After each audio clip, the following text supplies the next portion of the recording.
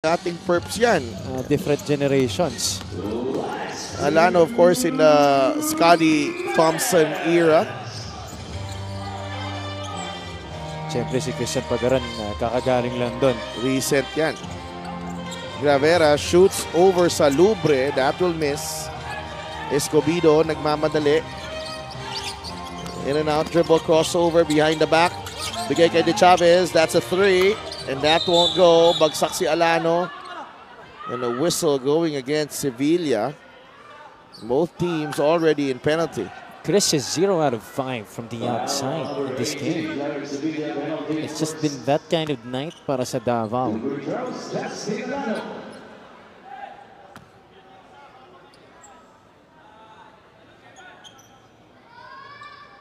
And if you're Davao, you gotta really be very much frustrated about the way things turned out. Considering yung laban na pinakita nyo, especially when you're able to take the lead, you were really keeping in step, going toe-to-toe. But the shots just started falling automatically para sa Quezon Huskers. And that just really took out a lot of the fight, or actually all of the fight out of the Tigers sa laro na to. You also have to give credit. Gabanan has not seen action since midway through the third quarter, but he's already gotten the job done for them. Pagaran, 3 seconds. Gozo, a 3. That looked good as well, pero di pumasok. Rebound, nakuha ni Salubre. Jansher, nagmamadali, switching hands. No good. Sevilla with a rebound. Ball knocked away by Alano. It will stay with Davao though. Last touch ni Sevilla.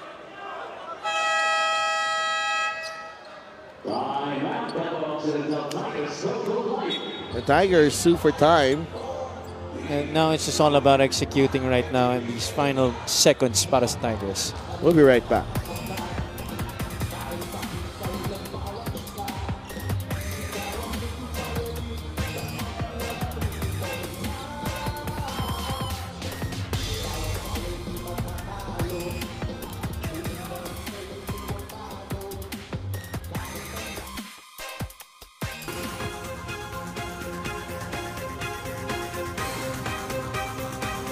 Quezon City takes on San Juan in Palayan City at 4 p.m.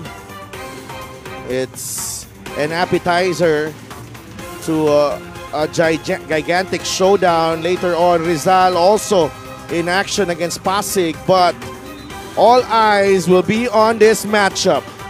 The top teams in the north, Nueva Ecija and Abra, battling it out in Palayan City on Saturday night. What are you doing on Saturday night? May I convince you to watch this game, please? You don't have to convince me. I will be having my eyes glued to whichever screen I could use at 8 o'clock p.m. on Saturday. Even if I can't be able to make the trip to Palayan City, I will be sure to watch that game 100%. I wouldn't want to miss that. I wouldn't want to... parang baduy kasi kung panoorin mo yung replay lang eh. No? Oo. Tapos yung may mga gustong ipabate, agahan yung magpadala. Okay? Oo, kasi marami yan. Malamang, hindi ako mag-check ng phone ko. Yan! Grabe. Grabe siya. That's just gonna characterize how good the game is now. Siyempre, pag maganda yung laro, mahirap talaga yung sige kasi mga ganyang klaseng bagay. Alam mo, nakakatakot. Kasi partner ko si Christian Luanson. Doon ako kinakabahan eh. Doon ka pa mas kinakabahan ha? Kaysa doon sa laro mismo? Kaysa sa actual game. It's been a while. It has. And who knows what tricks he has gotten from Serbia. Oo. Kasi doon sa chat group natin, mukhang nagiging ano na siya eh. May mga bago na siyang May mga bagong banat na? Bagong banat. Christian Bunyag, RJ Minerva, and Jason Opiso. Oh my goodness. And that speaks a lot to the depth of Quezon. Di pa nga pala sila naglalaro sa game na to.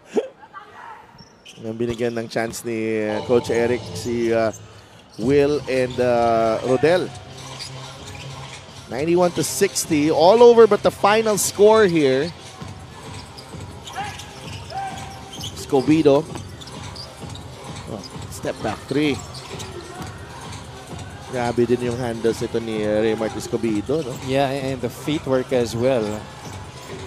Milo Boy din. Mukha nga. Mukhang mukha talaga. Magaling mag-dribble kasi yung tawag natin, mga bata. And Eman Tagle will dribble this one out. The battle between two champions from the South ends up with the Quezon Huskers prevailing by 31 points. 91-60. Para sa Quezon, a scorching performance from beyond the arc para dito sa Huskers, making 18 triples. It's 91-60, the final score. Huge win for Quezon. And the way they were able to pull it off, even more impressive.